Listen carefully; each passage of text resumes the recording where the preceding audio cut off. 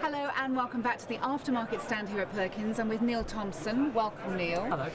Who is an account manager for Perkins. Now we're talking all things overhaul. We do live in a challenging world where customers are needing to operate their machines for many years. How are Perkins helping to achieve this? Yeah, so we really recognise this at Perkins, and we know that customers very often need to get as much of a life out of their machine as possible, and so we've actually designed a range of overhaul components both at piece part level and at kit level for convenience that can really help machine operators get their machines back to working to an optimum performance.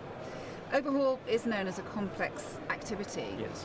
Where should an engine owner start when they realise that they need to implement this and consider it? So we'd really encourage the machine operator to contact a local distributor in their territory, and the distributor can really help them work out what they need to do to their machine, to their engine, and get it back to optimum performance.